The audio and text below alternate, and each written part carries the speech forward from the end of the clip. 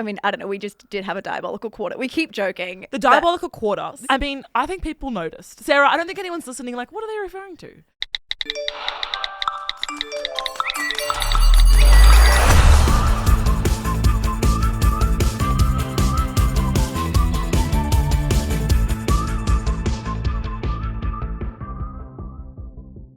This episode is brought to you by Bumble. We know making the first move on dating apps can be a little daunting. Luckily, Bumble's opening move feature makes it super easy to get the conversation going straight away. Sarah, what is your opening move? I'm very curious about this, actually. I always ask, what is your most unpopular opinion? Mine is name 3 dishes you can cook. Just to test that they can cook. You've got to test them out. I love it. On Bumble, you can either write your own opening move or choose from one of the many suggestions. Then sit back and wait for your matches to come to you. This is your sign to download the app and date on your terms. Find Bumble in the Apple Store or on Google Play. Hi, I'm Hannah. And I'm Sarah. And this is Small Talk. It's not quite a news headline, but it is what the girls are talking about. I'm so excited. Another show. Everyone's like, give it a rest. And we're like, this is our trifecta. This is our trio. Yeah, we should explain that because we had the idea for Big Small Talk, but we always knew Big Talk and Small Talk would then exist. And Yes. Big Talk would be taking on more news, which is what it is. So we had Big Talk as our news deep dives, and then Small Talk was always going to be more pop culture or a bit more personal. We weren't really sure what it was going to be At first, but I think what we really leaned into and what we're hoping works about this new podcast format is it's not leaning quite into pop culture. It's really looking at like the trending online conversations, but also adding a bit more personal flair, because I know we breadcrumb people with our personal headlines and Big Small Talk every week. And everyone's like, okay, you've hinted at a breakup and we're getting no more than that. And this is a really great way to actually give personal anecdotes, get into our lives a bit more, but in the broader context of what the girls are talking about. which is so unusual for us because we're not used to talking about anything personal. No. And that isn't the focus of these episodes, but it is to say, okay, there are some big conversations happening, whether it's online or just in our social lives or whatever it is that is making up the cultural zeitgeist and how we view the world, but it doesn't necessarily have to be a news headline. So how do we access those conversations that we know we love to talk about? But isn't necessarily what is actually defining the cycle. And Exactly. So I'm really keen for this. I'm giddy, yeah. It's we'll pull from all different sources on this. Like some weeks will feel obvious because it's trends like women in male fields, or it's like really tried and true theories that exist online, like taxi cab theory and whatever Black it is. cat theory. Yeah, stuff like that. It's like, oh, that's a really interesting thing to take and psychoanalyze. And we love to overanalyze and overthink and get really into the depths of something and into despair. I guess the idea is like, if I'm at drinks on a Friday night with my friends and something is defining the conversation for an hour, I am writing it down for Small Talk. Yeah. So, in saying that, Sarah, In light of that, what are the girls talking about this week? well, this is kind of, I think this could be quite a sentimental one to start on, because when this episode comes out, it will be on my birthday. I will be, by the time you're listening to this, I'm 27 years old. I'm 27 years old. I have no idea. Okay, but that's what made me think of this, because I think my phone's been listening to me, because as soon as I've been like, fuck, I'm turning 27 years old, all I'm getting on my For You page is the fucking Pride and Prejudice quote. I have no money. I have no money, no prospects. I'm already a burden to my parents, and I'm frightened. I watched that on the plane home last week. Oh, it's the best movie ever. It's the best. And I mean, like, today's actually, it's a big day because it is my birthday, also the launch of a new podcast, which is something we're so excited about, also my last day working full time. Sarah is quitting to do the podcast. We're doing this full time. Yeah, so We're both self-employed this girlies. has to work out. Everyone, please keep listening to these episodes. It's very, very important. No, which I mean, like, is a career risk and a scary jump, but it does get you thinking, like, is this what I imagined for myself at 27? I think that's a conversation that I keep having with friends. I don't know why that sounds like such a scary age, but everyone's like, oh my God, like, we're late 20s now, or whatever it is. That's what I was about to say. It's the late 20s. It's the late 20s thing. And so that is such a buzzy conversation, because I feel like either you've just been through it, you're going through it, or it's this like impending conversation of, have you had a quarter life crisis? Are you in one right now? And it started online. Like, it was a TikTok conversation originally, the crash out of your mid-20s. And I think the question I kind of want to ask now is, do you think the quarter life crisis is a good thing? I love that question. Because I think we view it as like a really scary thing, but I actually think it's a good thing. I think you should have a quarter life crisis. Well, I even automatically responding to what you're saying right now, I don't like the idea that it's called a crisis. I get that it's the way it's like projected onto us is like you are going through something that makes you question the fundamentals of like job, relationships, friendships. It's that frontal lobe developed and you go, okay, who am I? What am I doing? Am I on track? Is this what I want to be doing? And I think if you're actually going through that right now, good. I know that sounds really negative. Good. But that is my take on it, because I think if you're not stressed, you're not growing. Yeah, absolutely. That's a tough one. That was a toughie, I would say, because I think that empowers and enables people like us to be insane, actually. I went with you really fast and then I realized what I just said, and I'm not going to give you that one. I think to say being stressed is inherently good is a problem, because that's for girl bosses like us to unpack and unlearn. The great unlearning of 2025. But that is, okay, this is kind of what I want to do with this show, though. You take a concept that is like completely oversimplified from TikTok, or, you know, is kind of a throwaway comment or something that we make lots of jokes about. Like all my friends have been making jokes about quarter life crisis. I spent 5 hours doing a vision board this year. My scrapbook queen. Right? I saw that story on your Instagram. And we kept giggling like this is manic, but it was coming from a place of like wanting to have some guidance and like know what we wanted to do this year.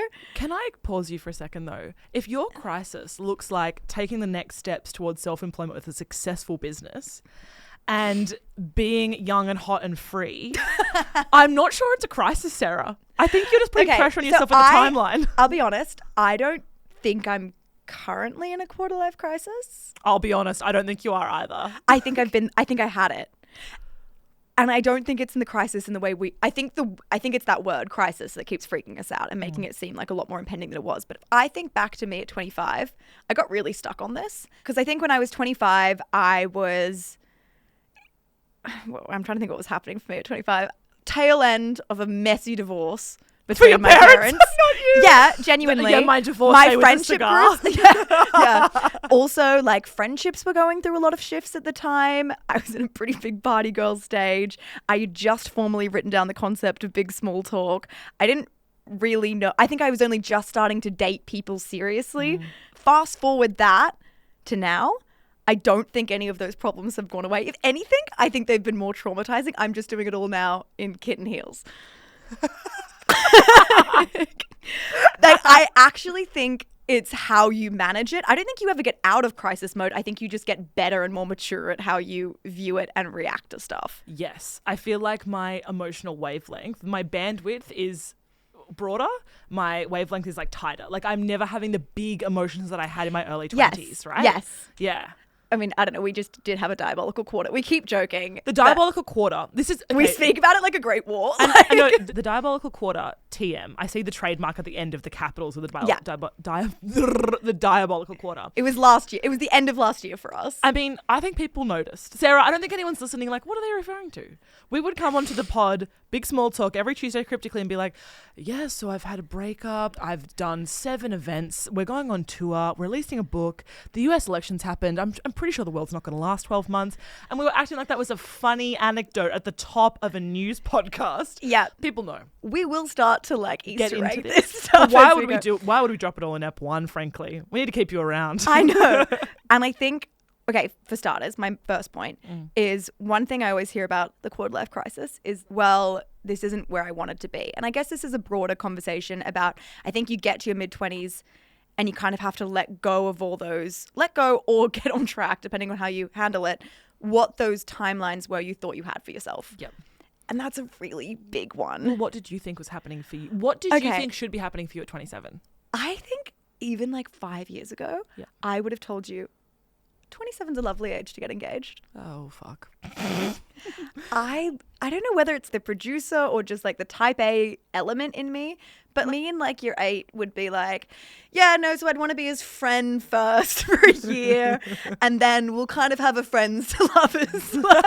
And then eventually we will date and then we'll be engaged and then we'll be engaged for at least a year and then we'll get married and we'd probably want to wait a year of just enjoying our marriage before we have kids and like. I understand what you're saying. I can imagine that. Crazy shit from a 14-year-old who had like not received any male validation. You're at a girls' school. You were living the dream. You thought boys were different. I went to a girls' school that had like 80 girls in the year, and the only boys we knew there was because they had to have done the musical. Like, see, I would actually say this is fundamentally why we are quite different too, because I went to a co-ed school in a rural area. Yeah. So I was under no illusions that I was going to do a friends to lovers engagement. I never dreamed of my wedding dress, Sarah. We're different. I will say, and I think we are very similar in many ways, but these are some of the divergences. Like, I never thought I would be engaged at a certain age or married. I never thought any of that. I am very different to most girls in that I never thought like I'm going to have a baby at this age and I'm going to be married at this age ever. I was like, world domination. I'm going to be the prime minister by the time. I'm like that sort of insane. Yeah. No, but I was at the same time like, and I'll be an actress.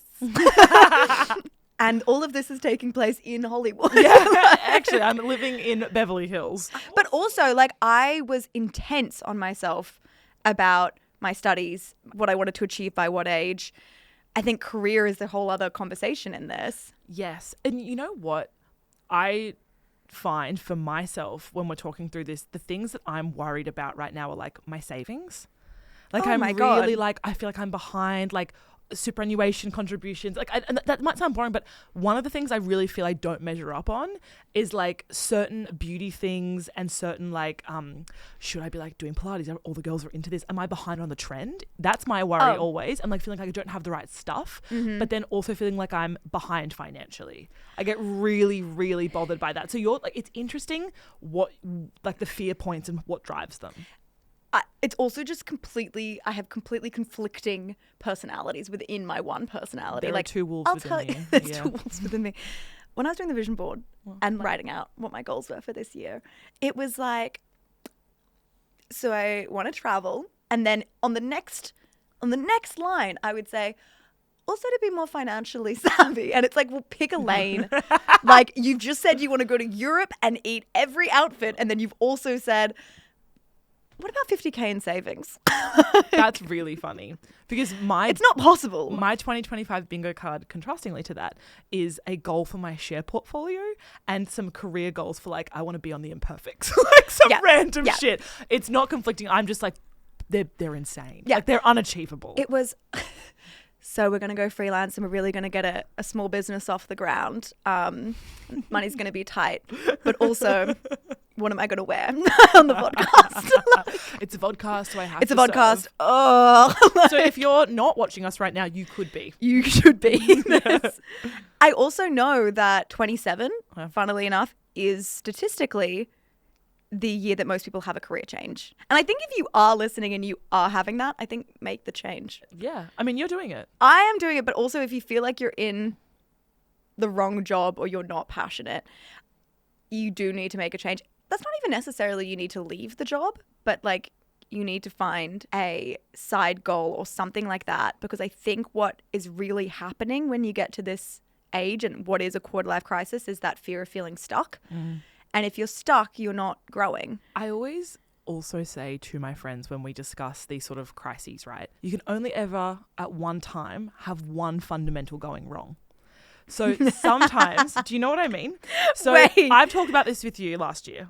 That is this comparison to others thing as well, which that's how I framed it, because I think that's when this comes up the most. But you're like, I'm really stressed in my career and that person's killing it. Or I've never had a serious relationship and that person has. But it's that idea that, okay, yeah, sure, that person's practically married, but their job sucks. Yeah. Or it's, oh my God, they're killing it in their career, but they've never traveled and they've never have those close friends. Like, it's that idea that you can have it all, but not all at once. Yes. No one has it all at once. No, of course. But I also find that, like, for example, I'll have a friend who's going through a rough time at work and they're having a major shift or issue with a housemate. And I'm like, no wonder you're having what you would deem like a quarter life crisis because you don't feel unsafe in workplace or the home. And when it's more than one thing at once, that's when you start to see it go from like a shake-up or like a little bit of a change in demeanor to a crisis. Yeah. So I think that the crisis... That's actually a good point. I think that the crisis is only a fun crisis when it's one thing you're kind of agonizing over as a girly pop. Once it's two things, so it could be questioning your relationship and your workplace, or questioning like a best friend and your housemate or living situation. When it's more than one thing at once, that's when it's like, that's not a fun crisis. You need to book in with your psychologist. Oh my God, that's so true. You know? And we are also victim to that. I think I remember even saying that to you last year. I remember when things were like, I think like there was a lot happening in just like the family and work section of my life. Yeah. And we were talking about like relationship problems. And I was like, I know, but I actually can't with that right now. Like, we're going to have to put that one on ice. We were in the car. I remember I was driving you home and we were sort of looking at, I knew I could talk more deeply with you about this. And I was like, I'm just raising a concern. And you were like, I've got to deal with the other two. And I was like, I'm just as your friend reaching out to say I'm here for when you're ready, but I understand that we can't have 3 pots boiling over at once. Yeah, literally. I was like, we're aware. Yeah. But I can't right now. Yep. And that's also fair enough. Just ice. I need to ice 2 of them for a minute. Give me space. Yeah. Respect. Yeah. As a friend. I don't know if that made anything better in the long run. It didn't. No. Actually, spoiler, that did make things worse. As a friend, it's not helpful when your friend is going through like a major destabilization in their life to go, and while we're at it, I was really worried about what he said.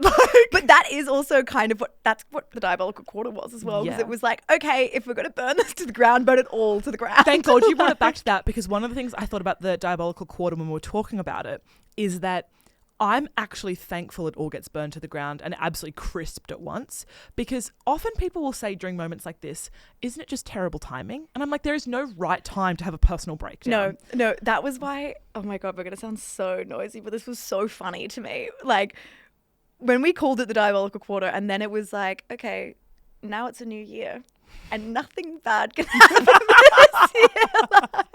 Every week we're coming in like, so, shaky voice. Yeah. Has anything happened to you any this goss? week? This episode is brought to you by Bumble. Sarah, have you ever been on a date and thought we have absolutely nothing in common? Definitely. It's like, sorry, babe, I'm not going cold plunging with you. Imagine you cold plunging. Thankfully, Bumble's latest interest badge feature can help you avoid these kinds of awkward situations. Whether you're a party girl or big on self-care, Bumble lets you add up to 5 interest badges to your profile to help you match with people who like what you like. Helping you date on your terms. I love this. Take this as your sign to download Bumble on the Apple Store or Google Play today. But I think bringing it back to that initial quarter life crisis, and I just wanted to use this as the first episode because it kind of gives the breadth of conversation that we'll now dig into further with more specific topics. Yeah. But it gives us a little, let's lay the foundation of where we're at kind of thing. And I know what we've bonded over is caring about our careers. And it's also funny working in a media and in like a forward-facing job. Sometimes it looks like you're doing better than you are and stuff like that as well. Yeah. But one of the things that went pretty viral on TikTok the other week that I saved, and I didn't send to you because I thought, save it for the this pod. one. You're about to put me on blast. I'm so nervous. No, but it was this, with careers, it was this quote that said, I didn't see it as an achievement because in my head, it was my obligation to achieve it. Holy Jesus, I wrote that down to bring up. I wrote that down to bring up. Oh, we're so unwell. that immediately, I was like, oh no.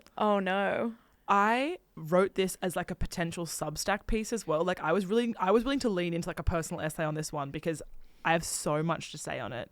But especially and I think this will hit particularly hard for like if you're the eldest daughter in your family. Yeah. This belief that your worth is measured by applause and therefore and also a feeling of responsibility to do better for all and like uplift and carry the burden of whatever. Like this like self-martyring that we do where I'm like, I must take on this responsibility. I must achieve.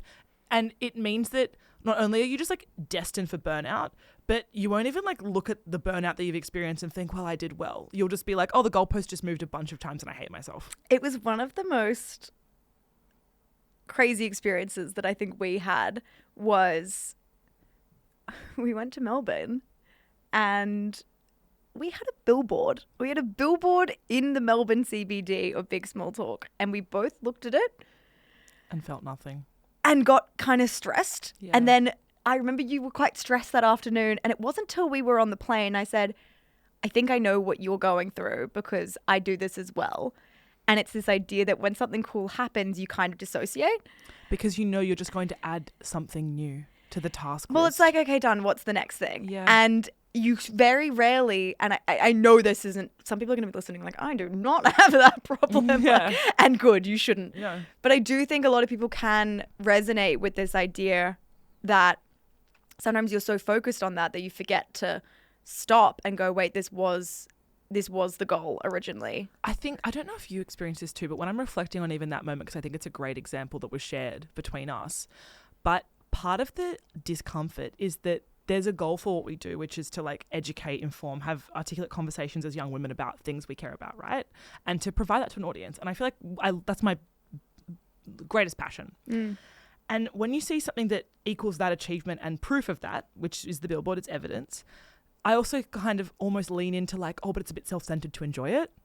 And I push it away. Oh, yeah. Because I'm like, that actually makes it easier to not celebrate yourself by being like, to lean in and to like yourself is like somehow a failure as a woman too. And so you kind of bring yourself down and do this like immediate correction. Which is, you know what was really funny in that example is I do have that, but it doesn't come out in the same way it does for you. My thing was I saw the billboard and we had a friend of mine was with us as well. And I was like, okay, great, take a photo. And you were like, I don't feel comfortable taking photos. And this was one of the first things we were really doing together. And I was like, what are you talking about? What's going on with her? No, I was like malfunctioning. Because I was like, what do you mean you don't know how to take photos? I was so shut down. It was so You were like, I don't, and I feel like maybe that's just something I grew up with. You're media trained compared to me. We were so public. It was in the middle of the CBD. I felt yeah, you really were like, we're in exposed. public. I was like, yeah, and? Hannah. I was like, and like, But, you should see where I'm doing this in the middle of a restaurant at the best of I mean, I was times. also struggling with like quite severe acne at the time and like my hair loss and stuff. So I was like also insecure, but there was just something in me that was like really shutting down about the visuals. But I really like this example that you've brought up because I do get that way about achievement generally and being a front-facing person because it feels so self-absorbed, even though to self-promote and to enjoy what you do and to celebrate yourself. And it comes from that, like, if I'm trying to create meaning and have this purpose, anything that allows me to sort of sit in it and indulge is somehow less. And I think that's why I like these crisis periods that we go through. It teaches you that these timelines are dumb and the standards we're holding ourselves to or not holding ourselves to are kind of irrelevant in the greater scheme of things. But it's just such a funny, and like another thought I had when I was thinking about this, and I'm like, am I too old to be clubbing now?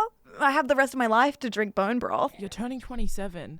I'm getting back I've never been in the game. I'm getting in the game for the first time.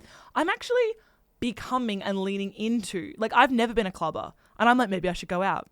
New me. Oh, new year. fantastic. So I think we're swapping vibes. Yeah, but then, because it's that same thing, you're like, oh, should I start, like, cooking more? Like, what am I supposed to do? Because I think the other, I guess, big complaint of the quarter life crisis is, of course, just the general notion of, well, I'm stressed and I'm not coping with this. And I, again, and it's what I said at the very beginning, and I know you don't agree with that, but I think the point is that you need to learn how to manage stress, especially in these years. I think your 20s especially is really a time that you're well and truly, from a lot of people, and again, this is a kind of privileged timeline, but well and truly for a lot of people standing on their own for the first time. You know, you've left uni, you've left college, if that's where you did.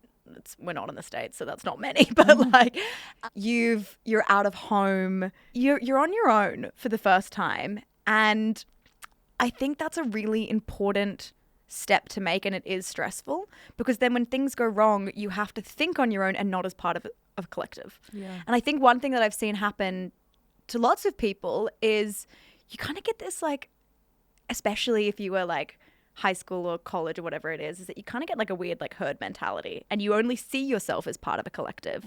And then you kind of get to this point in your mid-20s, 30s, whatever it is that it comes, and you go, okay, but who am I as an individual? What do I actually like? What do I actually want to do? What do I believe? What am I not just part of an institution being told?